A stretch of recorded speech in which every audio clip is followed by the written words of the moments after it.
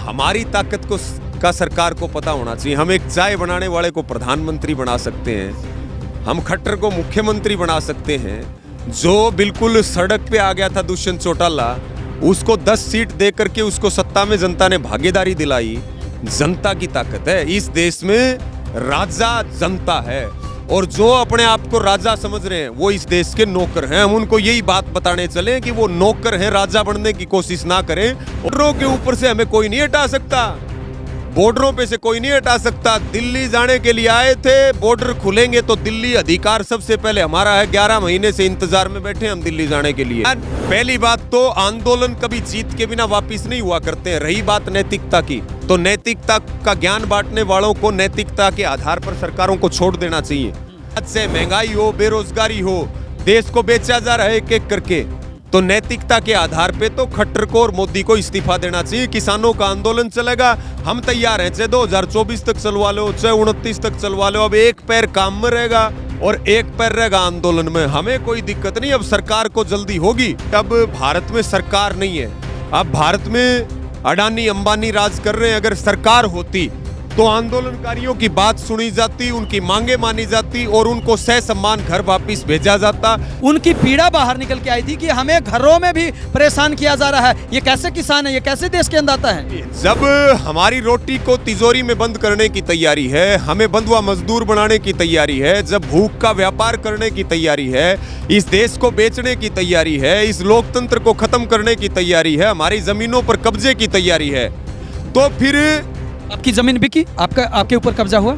अरे हम तो आंदोलन पे बैठे अभी। इलाहाबाद उपचुनाव के अंदर गए और वहीं जिस प्रकार से आपने हरा ये गले में कपड़ा डाला हुआ है, वहीं पे हरियाली भरा संदेश आप दे आए। एक राजनीतिक एक जो नेता है उनका पक्ष आप सरेआम लेते हुए नजर आए वहाँ पे। तो बताओ, पगड़ी हम नहीं बांधेंगे तो भाजपा वाले बांधेंगे के? एक मिनट सुनो, एक मिनट। पगड़ी हम नहीं, पगड़ी किसान नहीं बांधेगा तो पगड़ी देश को बेचने वाले भाजपा ही बांधेंगे। पगड़ी हमारी है, पगड़ी हमारा सम्मान का प्रतीक है, पगड़ी तो हम बांधेंगे। इलाहाबाद वालों ने मारता है कह के भेजा, प्रधान जी चिंता ना करियो, इन बीजेपी वालों का, जेजेपी वालों का पुंजड़ पाड़ के हाथ में देके लांडा करके भेजेंगे, तो उनकी खुशी हमारे चेहरे पर नहीं आओगी। किसान नेता रवि आजाद अभी हमारे साथ मौजूद है। रवि जी, 11 महीने का समय बीत गया है, उसके बावजूद भी ढाक के 3 पात। क्या लगता है, सरकार की नीयत और नीति में एक खोट है या फिर किसानों में दम नहीं रहा? देखिए, किसानों में पूरा दम है, किसान बेदम आज तक कभी हुआ नहीं है। सरकार की नीयत में खोट है, वो आज पूरा देश देख रहा है। और 11 महीने का आंदोलन पूरी ताकत के साथ आगे बढ़ रहा है और निश्चित रूप से सरकार लगातार कमज़ोर होती जा रही है। और एक चीज़ और नज़र आती है कि अब भारत में सरकार नहीं है, अब भारत में अडानी अंबानी राज कर रहे हैं। अगर सरकार होती तो आंदोलनकारियों की बात सुनी जाती, उनकी मांगे मानी जाती और उनको सहसम्मान घर वापस भेजा जाता। इस देश में पूंजीवाद की बहुत बड़ी दस्तक आ चुकी है, इस देश में कंपनी राज लागू किया जा रहा है। जी, लेकिन रवि जी, सरकार तो कहती है कि किसान अब हठधर्मिता पर अड़े हुए हैं, वो हमारी बात सुनने के लिए तैयार नहीं है। पहली बात तो हमारी हठधर्मिता कौन सी है? 3 काले कानूनों की वापसी और एमएसपी का कानून, केवल हमारी सीधी स्पष्ट 2 मांगे हैं। सरकार ने हमें सुनाया कब है? हमें सुनाया है तो गालियां दी हैं, या हमारे खिलाफ षड्यंत्र रचे हैं, या हमारे को परेशान करने का काम किया है, या हमारे ऊपर लाठी डंडे गोलियां गाड़ी चढ़ाने का काम किया है। सरकार ने बात कब की? आखिरी जो वार्ता हुई 12 दौर की वार्ता, जनवरी के बाद कोई वार्ता नहीं है। सरकार ने सुनाया तो हमें केवल बदनाम किया, हमारे ऊपर अत्याचार किए, आरोप लगाए। इसके अलावा हमारी मांगों को लेकर के हम आज भी वही हैं कि 3 काले कानून वापिस हो, एमएसपी का कानून मिले। लेकिन सरकार जो है वो लगातार, जो प्रधानमंत्री ये बात कहते हैं कि 1 फोन कॉल की दूरी है, वो फोन कॉल की दूरी महीनों से खत्म नहीं हो रही है। लेकिन उसको तो दूर आपने कर रखा है। नहीं, हमने कैसे दूर किया? हम तो सीधा मिलने आए थे प्रधानमंत्री को, उन्होंने भारत पाकिस्तान के बॉर्डर बना करके हमें रोक दिया। आज 11 महीने से ज्यादा का समय हो गया, हम वहां बैठे हैं। दीवार किन्होंने खड़ी की? हम तो सारी दीवारें तोड़ करके और दिल्ली जाने के लिए आए। लेकिन जैसे ही दिल्ली में प्रवेश करने की बात आई तो वहां पूरा भारत पाकिस्तान का बॉर्डर बना दिया गया। तो बताइए कि दीवार किसने बनाई? हम तो सीधा प्रधानमंत्री से फेस टू फेस मिल करके और अपने जो गलत कानून थोपे गए उनकी वापसी की मांग कर रहे हैं। रवि जी, लगातार आपके ऊपर आरोप लग रहे हैं कि आपने बैरिकेड लगाए, आपने रास्ते रोक दिए, आपने लोगों को, आम जनता को इतना ज्यादा परेशान किया कि वो आपके खिलाफ खड़े होने के लिए मजबूर हो गए। ऐसा कहना है सरकार के लोगों का? पहली बात तो जो स्थानीय लोग हैं बॉर्डरों पे वो हमारे साथ हैं हर तरीके से। दूसरी बात, इस बात को पूरा देश जानता है कि कीलें किसने बिछाई, बैरिकेटिंग किसने लगाई, बड़े बड़े पत्थर किसने लगाए, नुकीली तारें किसने बिछाई। आप देखिए हमारी 12 दौर की वार्ता हुई है। जब भी वार्ता होती थी और वार्ता विफल होती थी तो हमारे तमाम बॉर्डरों पे एक लेयर सुरक्षा की ओर बढ़ा दी जाती थी। जितने भी बॉर्डर हैं, 12 दौर की वार्ता हुई है, 12 लेयर खड़ी की गई। हर वार्ता, एक वार्ता फेल होती थी तो एक वार्ता के ऊपर एक दीवार किसानों और सरकार के बीच में बनाई जाती थी। ये उस तरह की सरकार है। हमारे ना कोई स्थानीय लोग खिलाफ है, हम समझते हैं उनकी पीड़ा, हम उनकी पीड़ा समझते हैं, लेकिन ये आंदोलन उनका भी है, ये आंदोलन जन जन का है। वो इस बात को समझते हैं और हम भी कोई पाकिस्तान के नहीं है, हम कोई अफगानिस्तान के नागरिक नहीं, हम इस देश के नागरिक हैं, अन्नदाता हैं। इस देश की सबसे बड़ी ताकत है हम, इस देश के जवान भी हम हैं, किसान भी हम हैं। हमारी बात को कौन सुनेगा? क्या कोई आयोग हमारी बात को सुनेगा? कोई सरकार हमारी बात को सुनेगी? कोई कोर्ट हमारी बात को सुनेगा? हम जाएं तो जाएं कहां पर? कहां जाकर के आंदोलन करें? क्या अपने घरों में बैठकर? क्या हम आए थे दिल्ली जाने के लिए?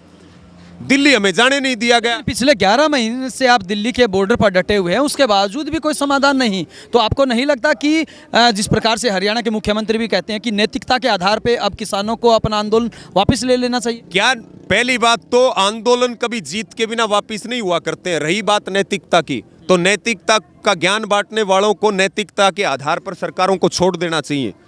पहले, सबसे पहले अगर ये मुख्यमंत्री ये बात कह रहे हैं तो मुख्यमंत्री अपने पद से इस्तीफा दें और उसके बाद वो मांग करें कि जो सरकार देश का विश्वास खो चुकी है, आज से महंगाई हो, बेरोजगारी हो, देश को बेचा जा रहा है एक एक करके, तो नैतिकता के आधार पे तो खट्टर को और मोदी को इस्तीफा देना चाहिए। किसानों का आंदोलन चलेगा, हम तैयार हैं, चाहे 2024 तक चलवा लो, चाहे 29 तक चलवा लो। अब एक पैर काम में रहेगा और एक पैर रहेगा आंदोलन में, हमें कोई दिक्कत नहीं। अब सरकार को जल्दी होगी। मतलब जनता के नुमाइंदे इस्तीफा दे जाएं और किसान राजनीति चमकाते हुए पॉलिटिक्स में आ जाएं। आपके किसान नेता ने ऐलान किया था कि पंजाब में चुनाव लड़ेंगे। कौन से किसान नेता ने? गुरनाम सिंह चढ़ूनी ने कहा। देखिए, मैं, जिसने कोई बात कही है वो जवाब तो कहने वाला देगा, लेकिन मैं जो बात करूंगा वो संयुक्त किसान मोर्चे की करूंगा। मैं संयुक्त किसान मोर्चे का जिम्मेदार सदस्य होने के नाते, मतलब गुरनाम सिंह चढ़ूनी जिम्मेदार व्यक्ति नहीं है। देखिए ऐसा है, संयुक्त किसान, अगर कोई संयुक्त किसान मोर्चा की लीक से हट करके बात करता है, संयुक्त किसान मोर्चा उसके ऊपर कार्रवाई करता है, संयुक्त किसान मोर्चा उसके ऊपर निर्णय लेता है, संयुक्त किसान मोर्चा उनके ऊपर अनुशासन की कार्रवाई करता है। और तमाम, चाहे वो भले ही रवि आज़ादी क्यों ना हो या तमाम और भी हमारा कोई वरिष्ठ नेता है, कोई युवा नेता है, जो भी अनुशासन को तोड़ता है, क्योंकि ये मोर्चा देश की भावनाओं का मोर्चा है, ये लोकतंत्र को बचाने की जो लड़ाई लड़ी जा रही उसका नेतृत्व करने वाला ये मोर्चा है। मोर्चे में अनुशासनहीनता किसी भी कीमत पे बर्दाश्त नहीं की जाती। सब मिलकर के सामूहिक रूप से जो गलत चल, योगेंद्र यादव को बाहर निकाल दिया। नहीं, वो कोई भी हो, वो कोई, चाहे वो कोई बड़ा नेता हो, छोटा नेता हो, बुजुर्ग नेता हो, युवा नेता हो, जो अनुशासन तोड़ेगा उसके खिलाफ मोर्चा कार्रवाई करेगा, चाहे भले ही मैं ही क्यों ना हो। दिल्ली बॉर्डर से अब आप लोगों को हटाना शुरू कर दिया है, रास्ते खुलवाने शुरू कर दिए हैं। अब आपको समझ आई थोड़ी बहुत सरकार की ताकत, सरकार की पावर? सरकार, हमारी ताकत का सरकार को पता होना चाहिए। हम एक चाय बनाने वाले को प्रधानमंत्री बना सकते हैं, हम खट्टर को मुख्यमंत्री बना सकते हैं। जो बिल्कुल सड़क पे आ गया था दुष्यंत चौटाला, उसको 10 सीट दे करके उसको सत्ता में जनता ने भागीदारी दिलाई। जनता की ताकत है इस देश में, राजा जनता है, और जो अपने आप को राजा समझ रहे हैं वो इस देश के नौकर हैं। हम उनको यही बात बताने चले कि वो नौकर हैं, राजा बनने की कोशिश ना करें। और इस देश के जो राजा हैं वो सड़कों पे बैठे, तभी तो देश का बुरा हाल है। आप देखिए हम कहाँ ठीक खड़े हैं दुनिया में, एक जगह तो बता दीजिए आप, क्योंकि अगर देश का अन्नदाता सड़कों पे रहेगा वो देश खुशहाल कैसे होगा? तमाम किसान नेता अपनी राजनीति चमकाने के लिए इलाहाबाद चुनाव मैदान में कूद गए। बॉर्डरों के ऊपर से हमें कोई नहीं हटा सकता, बॉर्डरों पे से कोई नहीं हटा सकता। दिल्ली जाने के लिए आए थे, बॉर्डर खुलेंगे तो दिल्ली अधिकार सबसे पहले हमारा है। 11 महीने से इंतजार में बैठे हम दिल्ली जाने के लिए। मतलब अब बॉर्डर खुलते ही दिल्ली जाएंगे? बिल्कुल, बॉर्डर खुलेंगे तो सबसे पहला अधिकार हमारा। और निश्चित तौर पे 6 तारीख को आने वाली जो 6 तारीख है, इसी मामले को लेकर के, रास्ते को मामले लगता है रवि आजाद थोड़े से लोगों की भीड़ देखकर हरियाणा के मुख्यमंत्री खट्टर का बयान भूल गए हैं, लठ तैयार हैं आपके लिए। ओहो, तो एक बात और है, फिर उन्होंने बयान दिया तो फिर बयान से पलटे क्यों? और फिर इसको कहते हैं बोला थूक के चाटना। हम जो बोलते हैं, संयुक्त किसान मोर्चा जो बोलता है, अंतिम समय तक हम उसके ऊपर रहते हैं। हम मुख्यमंत्री खट्टर की तरह जो है ना पलटी नहीं मारते। हाँ, उनके भी लठ तैयार मिलेंगे आपको। किनके लठ तैयार मिलेंगे? जिस प्रकार से खट्टर साहब ने कहा था। ऐसा है, अगर हम इस बात पे गंभीरता से बात करें तो क्या लोकतंत्र में एक मुख्यमंत्री की ये भाषा हो सकती है? अगर हम बात करें, यानी कि मुख्यमंत्री रवि जी ये बात हम इसलिए बोल रहे हैं क्योंकि हरियाणा के मुख्यमंत्री की बात हो, उप मुख्यमंत्री की बात हो, तमाम बीजेपी और जेजेपी के जो तमाम बड़े चेहरे हैं, विधायक है, मंत्री हैं, उनकी पीड़ा बाहर निकल के आई थी कि हमें घरों में भी परेशान किया जा रहा है। ये कैसे किसान है, ये कैसे देश के अंदाता है? जब हमारी रोटी को तिजोरी में बंद करने की तैयारी है, हमें बंधुआ मजदूर बनाने की तैयारी है, जब भूख का व्यापार करने की तैयारी है, इस देश को बेचने की तैयारी है, इस लोकतंत्र को खत्म करने की तैयारी है, हमारी जमीनों पर कब्जे की तैयारी है, तो फिर आपकी जमीन बिकी? आपके ऊपर कब्जा हुआ? अरे हम तो आंदोलन पे बैठे अभी, उसके बाद मंडियां टूट रही हैं। अभी तो शुरुआत है और अभी तो सुप्रीम कोर्ट सरकार ये कह रही है कि कानून 2 साल के लिए होल्ड पे है, उसके बावजूद मंडियां टूट रही हैं। कहाँ बाजरा कहाँ बिक रहा है? धान का किसान कहाँ है? हरियाणा में गेहूं की खरीद में 27 मंडियों को तोड़ दिया गया। ये केवल कानून कह रहे हैं कि लागू नहीं हुए, उसके बाद उसके साइड इफेक्ट नजर आ रहे हैं। जब कानून लागू होंगे तो उसके बाद किस गति से काम चलेगा? और खाद की कमी को आप देखिए, लाइनों में किसान मर रहा। मतलब सरकार जो है, मैं तो ये कहना चाहूँगा कि हरियाणा की खट्टर सरकार को और मोदी सरकार को अब सत्ता छोड़ देनी चाहिए। सत्ता छोड़ देंगे तो ठीक है, नहीं तो फिर हम कुर्सी खींचने का काम करेंगे, इसमें कोई शक नहीं। काले कानून वापस लेने पड़ेंगे, या तो ये सरकार ले लेगी, नहीं तो दूसरी सरकार बनेगी। आंदोलन चलता रहेगा, लेकिन ये सरकारें नहीं मिलेंगी बीजेपी की और ये जेजेपी की, इनके सहयोगियों की, आरएसएस की। इनको उखाड़ फेंकेंगे, कानून वापसी लेने पड़ेंगे, अगली सरकार ले लेगी। रवि जी, आप एलनाबाद उपचुनाव के अंदर गए और वहीं जिस प्रकार से आपने हरा ये गले में कपड़ा डाला हुआ है, वहीं पे हरियाली भरा संदेश आप दे आए। एक राजनीतिक एक जो नेता है उनका पक्ष आप सरेआम लेते हुए नजर आए वहाँ पे। पहली बात तो मैं आपके सामने बहुत जिम्मेवारी से इस बात को कह रहा, हरी पगड़ी और हरा ये परणा जो है, आपकी चेहरे की स्माइल बहुत कुछ बता रही है। ये कितने लोग, हाँ, अरे आपकी चोरी पकड़ी गई। 11 महीने में हम हंसे भी ना क्या? 11 महीने में हम हंसे भी ना क्या? आप ये देखिए, ये चारों तरफ जो खड़े हैं हमारे युवा साथी और बुजुर्ग, हरा रंग हरियाली का प्रतीक है, हरा रंग किसान का रंग है।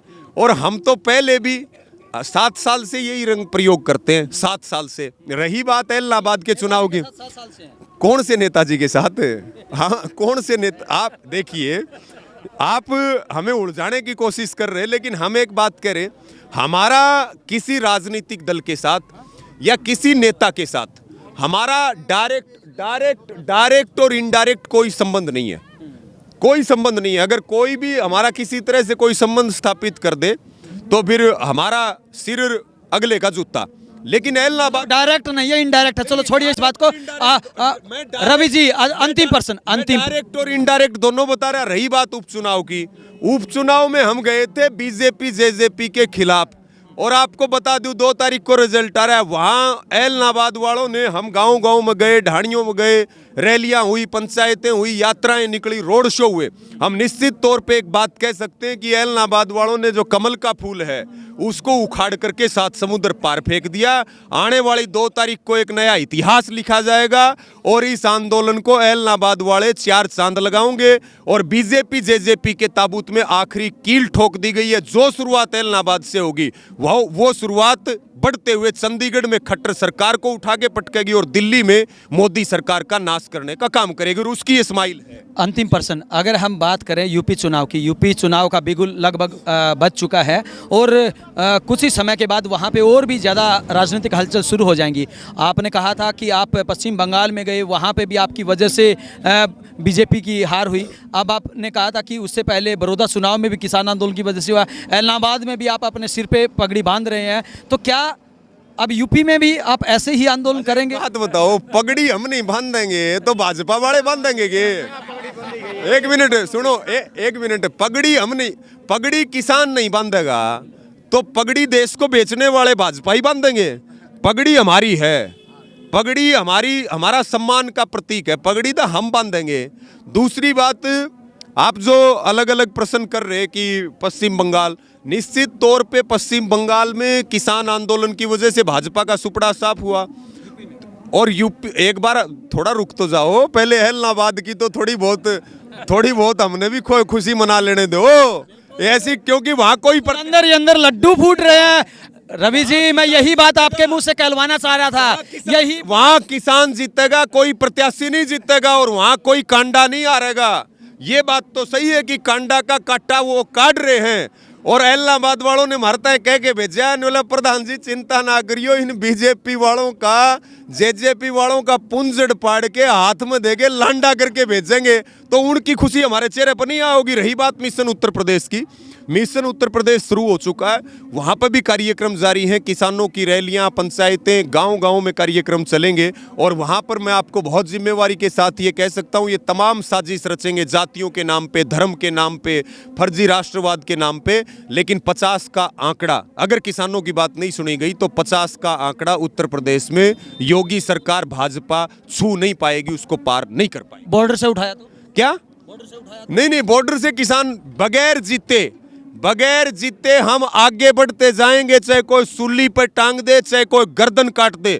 ये बात आपको बहुत जिम्मेवारी के साथ कह रहे, या तो जीत करके आएंगे और या हमारी लाशें आएंगी, हम खाली हाथ लौट करके नहीं आएंगे, निश्चित तौर पे आप मान के चलिए। जी बिल्कुल, ये थे किसान नेता रवि आजाद, जिन्होंने साफ कर दिया है कि भले ही सरकार आंदोलन को तोड़ने के लिए कितनी ही कोशिशें कर ले, लेकिन हर हाल में वो जीत कर ही वापिस आएंगे। अब देखना ये होगा कि आखिरकार ये आंदोलन कब पूरा होता है और कब किसानों की मांगे पूरी होती हैं। वीडियो जर्नलिस्ट नदीम वासो के साथ अजय लोहान, बिंदास रहना।